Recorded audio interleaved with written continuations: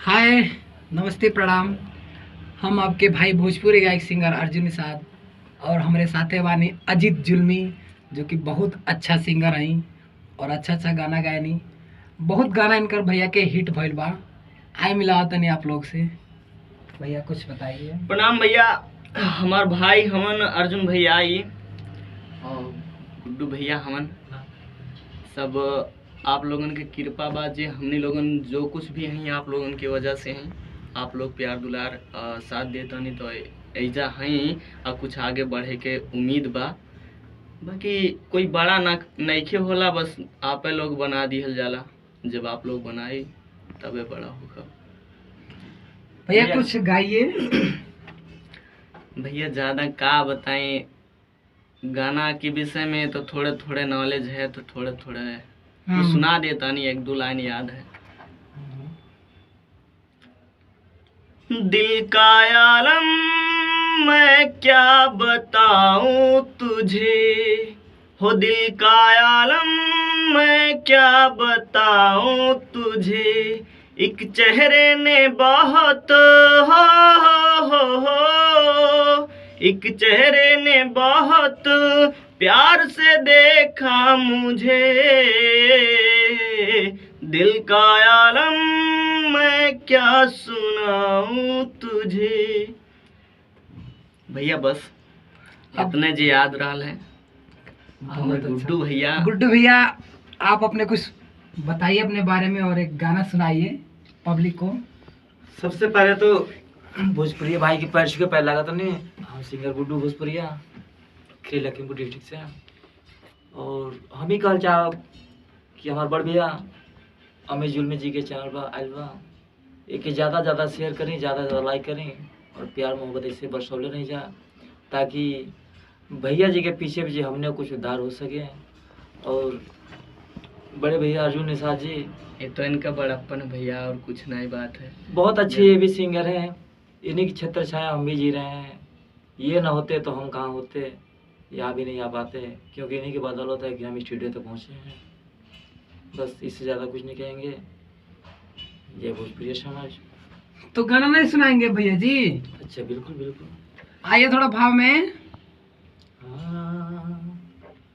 कि कैसे कहीं कि कैसे जियतानी रे, ई जहरिया जुदाई के पियतानी रे।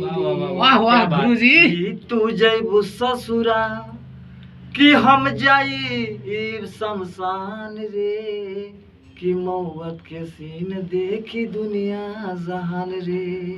वाह वाह क्या बात भैया। कि हर घड़ी हम तोहरा के याद करिले, तू निरोगी रह रब से फरियाद करिले।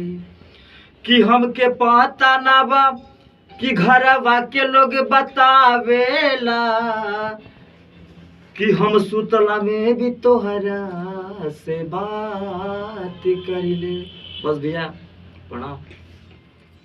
तो आए सबके मिला देनी आप लोग के, और एक से एक सिंगर बानी सबे आप लोग सपोर्ट करी, सहयोग करी। अब अर्जुन भैया हो जा। हम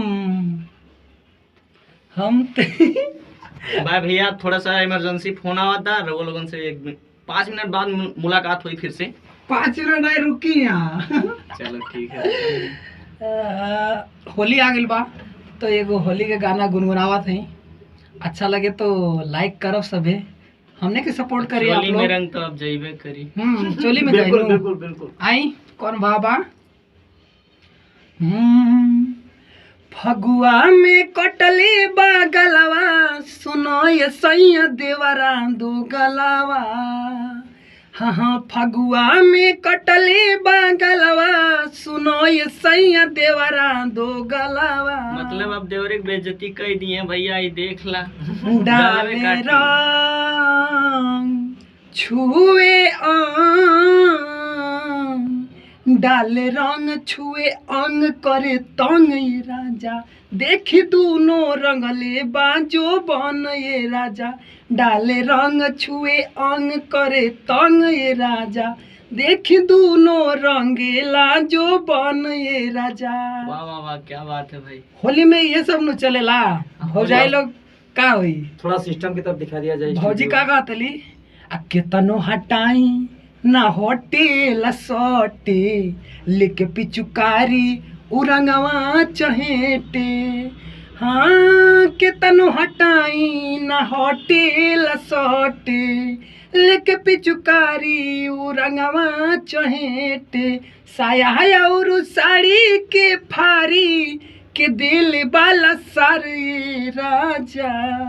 नया नया लहंगा रोजे देवेला उतार ये राजा। डाले रंग छुए अंग डाले रंग छुए अंग करे तंग ये राजा। देखे दोनों रंगले बाजो बन ये राजा। तो कैसा लगा था आप लोग के? लाइक कमेंट और चैनल को सब्सक्राइब करके बताएं सभी। नमस्ते प्रणाम। थोड़ा भैया इस सिस्टम के बारे में दिखा दो। सिस्टम ये हमारे देखिए। Nishad music studio. Nishad music studio को देख लीजिए आप लोग। और कुछ बताइए भैया। भैया इस सिस्टम है अंदर इके अंदर जो माइक लगल है वहाँ से गावल जाला। यहाँ से रिकॉर्डिंग कर रहे हैं म्यूजिक डायरेक्टर संदीप भैया। जैसे ऐसे किया जाता है। ज़्यादा कुछ का बताएं। अभी भैया हमारा नइखे बनन। फिल्म रिलीजिंग आ गई बा। दुल्हा चाहिए यूपी वाले का ट्रेलर बहुत जल्द ही आप लोगों के बीच में जाए। तो भैया निषाद म्यूजिक के सर्च करिए और दुल्हा चाहिए यूपी वाला का सर्च करके देखी। बहुत ही बढ़िया फिल्म बा, लोकप्रिय है, पारिवारिक फिल्म है, तो देखे के ना भूलें। और निषाद म्यूजिक के जितना हो सके उतना सपोर्ट करी और लाइक करी, शेयर करी, कमेंट करी, सब्सक्राइब करी और बेल आइकन जरूर दबाई। काहे से लगातार नोटिफिकेशन तबे पहुंची जब बेल आइकन दबाई है, तब अल्लाह धक्का धक वीडियो आवता रहो सब लोग के बीच में एकदम नंबर 1 के। जेके चाहे पाओ के मिली भैया एकदम जबरदस्त। लगल नहीं, डटल नहीं, अब मिली जरूर। एकदम चपले रही। जय भोजपुरिया समाज। जय भोजपुरिया समाज।